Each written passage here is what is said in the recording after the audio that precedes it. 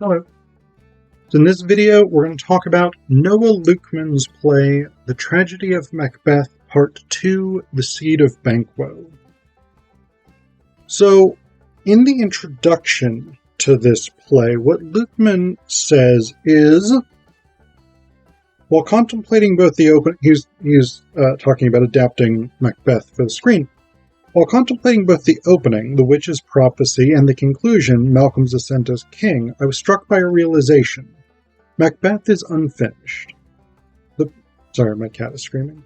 The prophecy which initiates the play's action proclaims first that Macbeth will be king, and then that Banquo's children will be kings. Macbeth indeed becomes Scotland's king, and yet Banquo's prophecy remains unfulfilled. The play ends, oddly, with Banquo's seed nowhere in sight, and with a third party, Malcolm, ascending the throne. So this was the thing that prompted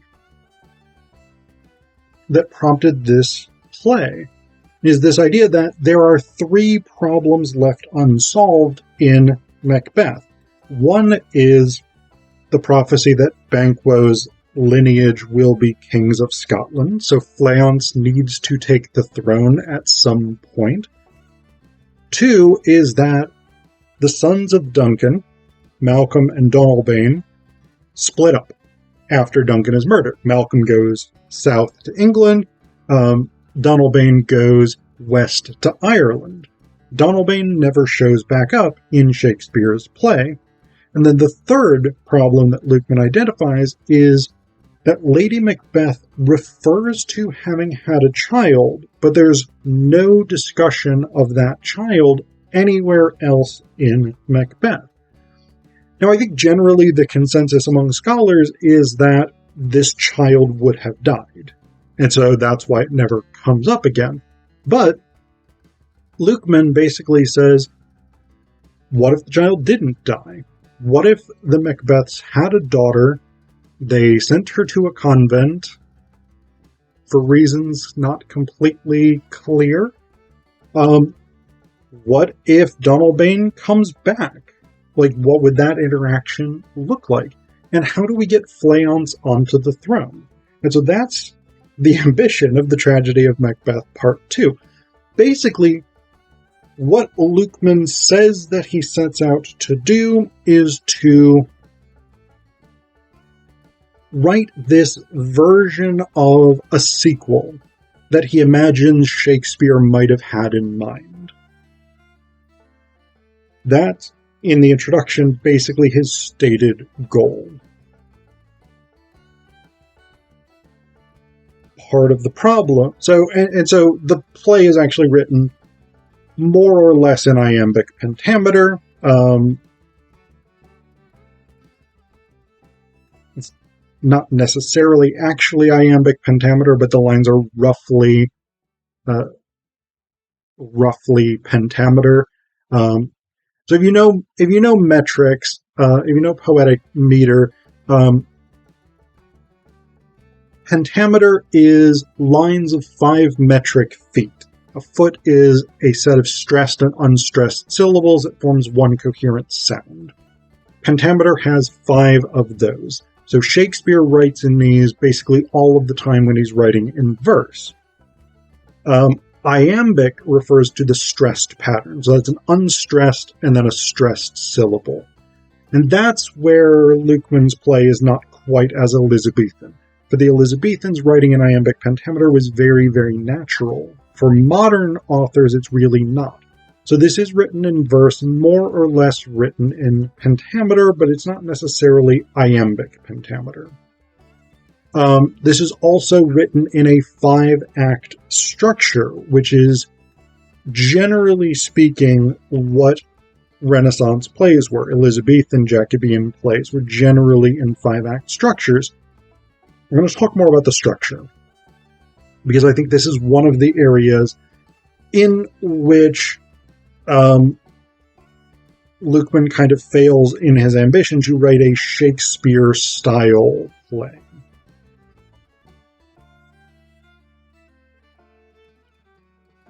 my other big criticism of this. So basically, I'll give you a sort of brief plot summary, although there's a lot of stuff that happens in this play. I'll come back to that. Basically, Malcolm is king. It's about 10 years after Macbeth has fallen, and Malcolm was crowned king. Malcolm's been on the throne. Things have been generally good, etc., etc. Malcolm begins to become concerned about his brother Donalbain raising an army in Ireland. At the prompting of some of his nobles, Malcolm becomes convinced that Donalbain is coming to try and take the throne from him. Malcolm is also concerned that Fleance is out there running around doing stuff. And so he goes to the witches, and they basically give him more prophecies. That his doom will come from Ireland, with more or less with Donalbain, that he will love Macbeth, and that he will be killed by Cawdor. Now, importantly, Malcolm completely misreads these prophecies. He thinks that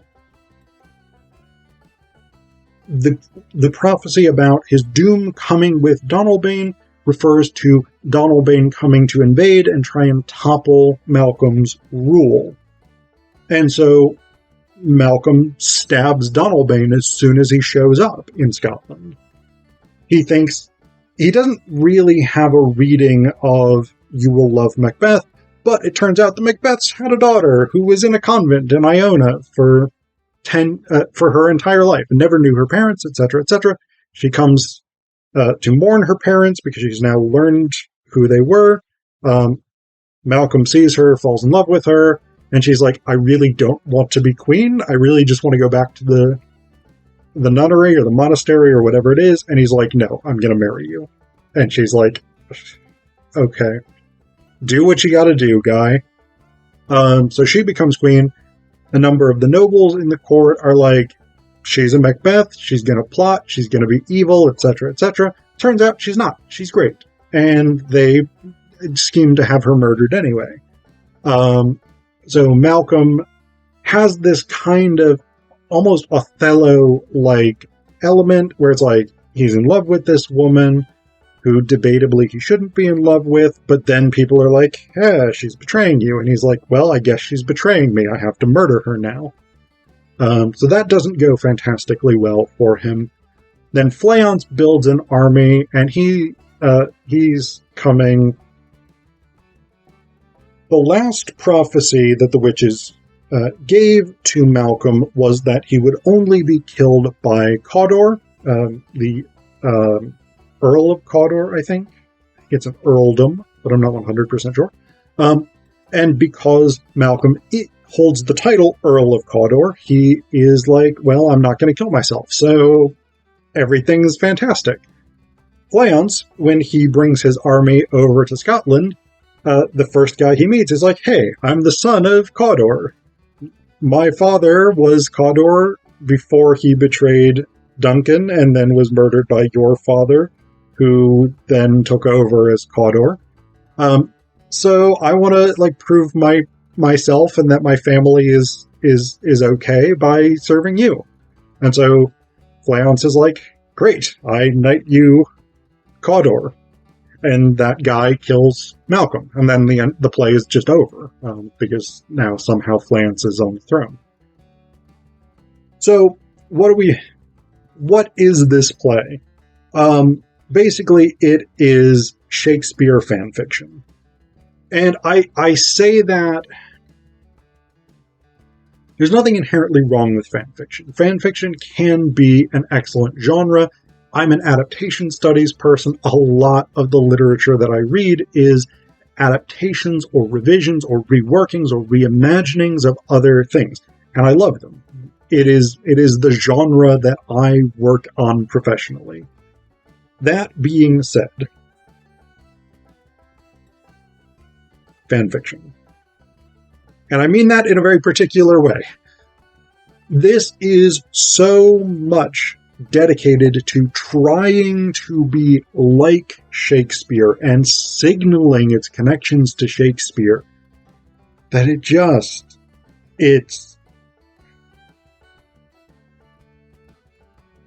I don't know how else really to say it. It comes across as somebody who is trying much too hard to produce a Shakespearean work and is not all that successful at it. So what's my evidence for this? Well, so one thing I think that's really, really interesting in the introduction, Lukeman has this sentence that I think is very revelatory. He's talking about these three problems that he's identified that are unresolved in Macbeth. He says, "But would the greatest of English dramatists, who was careful with every syllable, actually neglect to resolve an entire subplot, indeed the very driving action of his play?" I think this tells us, this is not an uncommon attitude necessarily, but I think this tells us a lot about the way that Lukeman views Shakespeare. The idea that Shakespeare was careful with every syllable. I did an interview a while back now with Sarah Neville, who is a Renaissance book historian, Shakespearean book historian. One of the things that we know about Renaissance plays, including by Shakespeare, is that these were not as carefully crafted as sometimes particularly older school English literature teachers like to pretend. There were, in fact, multiple versions of a play like Hamlet, a play like King Lear, and sometimes these things were very, very different from one another. So it's hard to really support the claim that Shakespeare was careful with every syllable when, for instance, there are printed versions of Hamlet from around the time of Shakespeare's life that don't have the to be or not to be soliloquy, for instance. So this is a very common notion that Shakespeare was this master craftsman who focused on every word, every syllable, but we really just don't have a good sense of that because of the way in which plays were performed and plays were printed in the early modern period. So there's that element of it.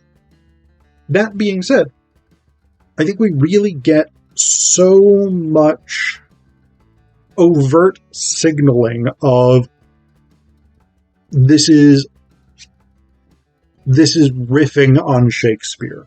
We get so many parodies of scenes or lines or action from Shakespeare. Like, I've counted 7 reasonably substantial ones, not counting more smaller sort of passing references and things like this. So in Act 1, Scene 1, we have the 3 witches. We actually later have another couple of scenes with the witches that evoke or that parody other interactions with the witches in Macbeth. But Act 1, Scene 1, the first witch says, I'm just going to hold up fingers for which witch is speaking, because that's a little bit quicker and easier. "Now that we 3 meet again, no thunder, lightning, absent rain, no wars that rage, no plague that spreads, no envied crown, no sleepless beds. The hurly-burly now is done, the battle has been lost and won. All sink down now, the setting sun." That's all of them, by the way. "Invite a fog, let it rise, bring for Malcolm's slow demise. A lizard's eye, a drop of sage, let this Malcolm baseless rage. A tiger's claw, berries tart, seal this king a blackened heart. An eagle's spine, a cup of sand, spark new wars throughout the land. Fair is foul and foul is fair, hover in fog and filthy air." This is a direct parody of the opening of Macbeth, which is a fantastic opening in Macbeth. It's a fine opening here. I think it's extremely unlikely, though, that if this were Shakespeare's Macbeth Part 2, that he would basically use the same opening that he had used for the original play.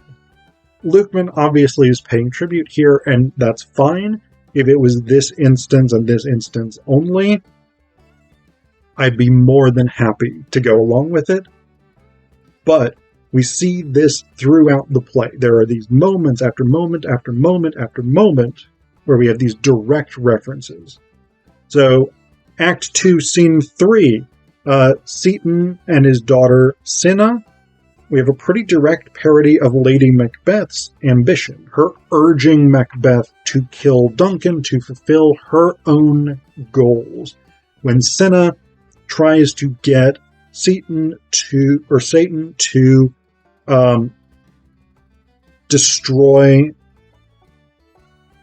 Macbeth.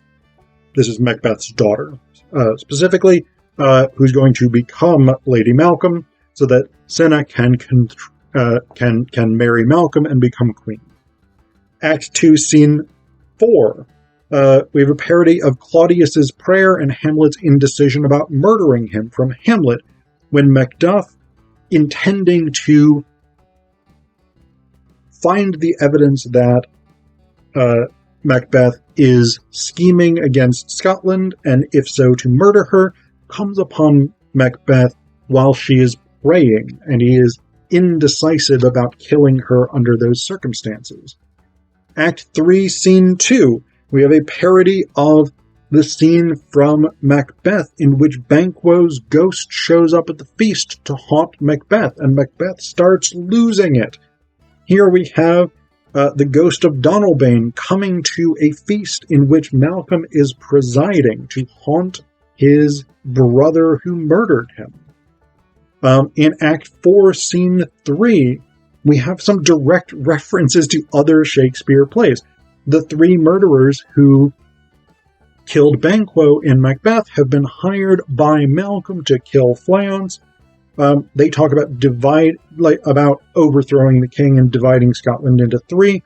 The first murderer says a triumvirate. The second murderer says like Caesar and Antony, and who was it? And the third murderer says Cleopatra. The first murderer says 'twas not Cleopatra. So we have there Julius Caesar, another famous Shakespeare play. Antony and Cleopatra, another Shakespeare play. Stuck in here, no real particularly good dramatic or logical reason for those references to be made, except that they are references to other Shakespeare plays. Act 5, Scene 2, we have a parody of the scene with old Hamlet's ghost, where the ghost of Macbeth appears to some guards. And then Act 5, Scene 7, we have a parody of the porter scene, which in Macbeth is in Act 2, Scene 3. We have a porter who answers a knock at the door and opens it and has this vaguely philosophical thing. We've just got so many references of Lukeman being like, hey, look at me, I'm waving my arms to tell you that this is a Shakespeare thing. It's a Shakespeare thing. It's like, okay, guy, but it doesn't,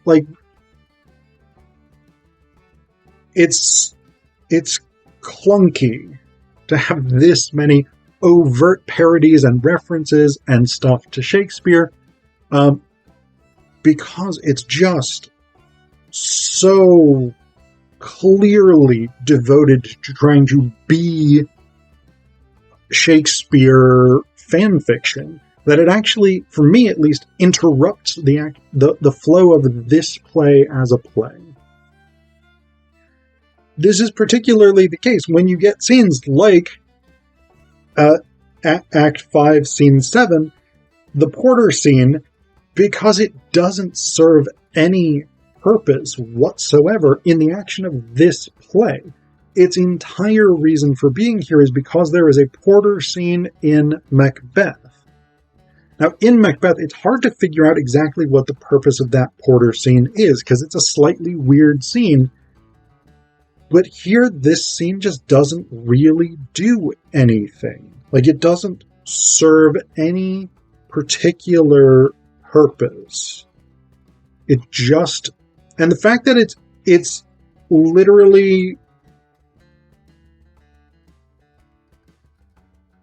It's 4 scenes from the end, with 2 of those scenes taking about 12 seconds. the fact that it's so close to the end actually means that this scene really disrupts the climactic movement of Act 5. It is like the thing is, if this is meant to be structured like Shakespeare, which is again what Lukeman says, that's a huge issue here, because this is not a play that moves like Renaissance tragedy. And that's the other big thing for me. There's so much shit that happens in this play, it moves like a modern action movie. It does not move like Renaissance tragedy. It does not move like a Shakespearean play. So as much as Lukeman put this into pentameter, sometimes iambic pentameter, sometimes not, and he used a 5-act structure roughly similar to the way that Renaissance tragedies were broken up, what the acts of Lukeman's play do is not what the acts of Renaissance plays do. There is a structure to, like, the 5-act structure is not just an arbitrary dividing system that sticks 5 acts in. It's not just, here's 5 breaks. It is, Act 1 has a specific purpose. Act 2 has a specific purpose. 3, 4, 5 each have specific purposes. And the actual plots of Renaissance plays, particularly tragedies, are often not that intricate. Like, they are in the sense that there is a lot of consideration and a lot of thematic stuff that goes on. But these are not action movies.